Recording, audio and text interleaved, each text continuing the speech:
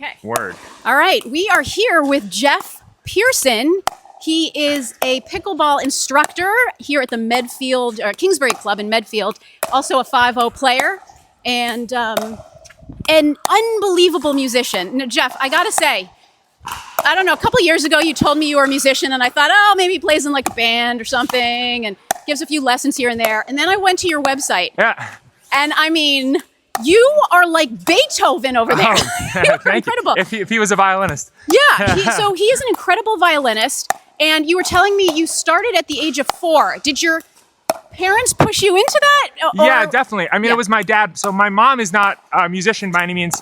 And my dad, actually, he's a like guitarist, like as in, like he's a Deadhead kind of. He was big into the Grateful Dead, but huge classical music enjoyer, which I think he got through his father, sort of patrilineal interest in classical music. Oh, nice. And so he started me in the Suzuki program. They both did, and I did that for a while. And it was just always kind of like something I did. You know, it was almost like an extracurricular, like in the same way any sport that I played. It was just like, I wouldn't say I had any particular passion for it. Yeah. It was just kind of, something I did in the way that kids did it. And then when did you kind of realize, like at what age, like, damn, I could be really good at this? Yeah, well, I don't know about that whole thing, but definitely like, it's actually pretty clear. In high school, I was dating this girl at the time who was a cellist, and sort of just had this moment. I remember I was like on a walk and I literally like was saying to myself, like, because I guess you're in high school, you're thinking about your future, whatever. Yeah. I was like, what could I do? Like, is there anything, if I picture myself having a career, like what could I do and like love my life and like not get tired of doing it? Yeah. And then the answer was violin. And then once I had that conclusion, like, okay, I want to be a violinist, then the sort of natural next step is, okay, well then, you got to practice seriously. You have to. I think it's incredible that at such a young age, you kind of knew what you wanted to do for your life. Not a lot of kids can say that. So, and I think it was also funny because I don't think I'm that type of person at all. I think I'm very like sort of more go with the flow, like to, what will be kind of is, I would say, my life philosophy generally. Right. So I think it was a little bit of the stars aligning kind of to make that happen. One of the things that I love about pickleball is that you get to meet so many cool people. And, we talked with Michael Toe. He's like a Hollywood actor. Totally. You're an incredible violinist. So you're currently you play with the Boston Philharmonic? Yes, although that is kind of shuddering. It's soon. I played with them more actually when I was in grad school. Okay. These days they're I mean, I don't really want to get into the politics of the Boston Phil, but anyway, not as much these days. Mostly the groups I play with these days are Pro Arte Chamber Orchestra, Fenway String Quartet, Cape Cod String Quartet, Plymouth Phil, and then broadly speaking, I guess you would say that I'm on the audition circuit, but basically if you want to be on an orchestral musician, which is maybe like has the most highest job security, let's say, then basically you'd be on the audition circuit, taking auditions of, different orchestras, major orchestras over the country. And basically, it's a little bit like playing the lottery because it's so competitive. So it's kind of, you just keep doing that until you get one. And then, so that's sort of where I am now. And then I also teach as well. And you teach. Yeah. Tell us about, what was it that got you into pickleball, and does it look the same as it did for you that it does for a lot of us that we talk about, Neely? How it's just, you play one, well, you can't stand the name of it, and then somehow you end up getting on a court with a paddle in your hand, and then once you play, that's the start of a whole new obsession. Totally. Is that how it was for you, or was it different? Yeah, I mean, definitely. So I started playing because, it was first, like, how all tennis snobs, like the very word pickleball, you turn your nose up at it.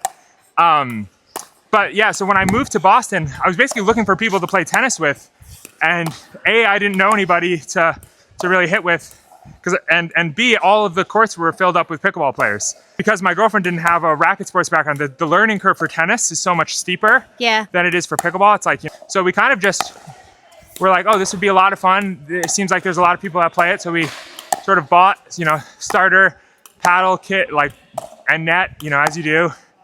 And then, basically fell in love. So hook, line, and sinker. Earlier you had mentioned that part of, what you do is obviously you play with various groups and string quartets, but you also audition. And I'm curious to know, because there are certain leagues like NPL, USLPL, other leagues where you kind of have to audition, right? What is your, and you were saying auditions can get very, very nerve-wracking. Totally. And same thing for, auditioning in pickleball, basically. I'm sure, yeah. What is your mindset going into an audition? How do you tackle that and kind of... Yeah, I mean, it's a great question. So I think part of what makes it so sort of nerve-wracking and violent, it's you're playing blind audition. So it's like there's tons of contestants vying for like one spot. Yep. Depending on the orchestra. So each round, you're playing a blind audition. So like you have basically an hour and a half of repertoire to prepare. They'll ask you for about 5 minutes of it in front of a curtain. So you can't really, it doesn't feel like a performance because they're basically have certain things that they're listening for that they're looking to give you the red light to not advance you. Oh, stay tuned because Jeff is going to play an incredible piece for you all. But wait, there's a red light, so you literally No, get I mean the red light figuratively. Basically, they're looking for a reason not to advance because they have to listen to so many candidates. I'm just picturing So it's a little bit of like a test of a secret handshake because they have certain things that they're listening for on certain excerpts, certain like, are you playing in tune? Are you not rushing? It's very sort of not, it doesn't feel like organic performance in the way you would like to when you're playing. Right. So you feel like it's a very certain way you have to play and therefore you feel it's like, it doesn't feel the way it does in a performance, where you feel like you're really communicating, you're saying something personal, you're maybe sometimes feeling slightly inauthentic to because you're trying to go what you think they want, which is probably not the way to be. But so anyway, for all of those reasons, that's why, it's very hard to have a healthy mindset going into an audition, sort of notoriously. So I think for me, what I've been working on so first it's preparing really well so you can trust, yourself in that moment. Trust your training, yep. But I think for me, as I've done more and more, I think the biggest thing that I need to work on and do more of is mock auditions. Is mock audition? Yeah, like where you have your friend or like a mentor or colleague, listen to you and really try to make it feel as realistic as possible. Yes. So you can sort of get yourself in that mindset and like visualize day of. And so really a lot of visualization, a lot of doing breathing techniques like day of on the stage, really trying to get yourself in a nice headspace so you don't sort of self-sabotage. Yes. All that stuff. And it's super, the thing that's tricky is like, especially practicing something like violin, you have to listen very closely and be super self-critical in the practice room. Like you really have to be always listening to yourself with, maybe judgmental is too harsh a word, but a very, well-attuned ear to what you're doing, so you can sort of not give yourself bad reps. It's very important. Like there's not all practice is good practice, right? There's good practice and bad practice. Yep. And so you have to make sure you're practicing well, and you have to be very sort of attuned and focused to that. But that mindset is very different from like a performance mindset, where you're sort of not really trying to get out of your thinking, judging brain, let that sort of go on autopilot, be in the moment, let yourself play, kind of try to think in broader terms. So it's really sort of cultivating these two mindsets. There's so many in what totally. you just said. There's a reason why sports psychology is becoming a big topic of discussion in classical music. I mean, there's so many parallels. There's so many parallels between what you just said and pickleball. Like play like you practice, right? So like you're saying for auditions, you do mock auditions. And, yes. Anna Bright talks a lot about how you have to simulate competition in practice, whether that's money, putting money on games, or somebody has to do push-up, losing team has to do push-ups or something that's going to simulate some sort of pressure. Yeah, and even like physiologically, like certain teachers talk about like a good strategy being if you're like in a particular excerpt that you're having trouble with, like literally going out and like sprinting for a bit and then playing so that your heart rate's up and like physiologically it feels, because that's what's going to happen day of the audition. Yes. Your brain goes into fight or flight. So you have to, practice being in that, physiological space rather than just practicing, when you're relaxed in your living room, Right.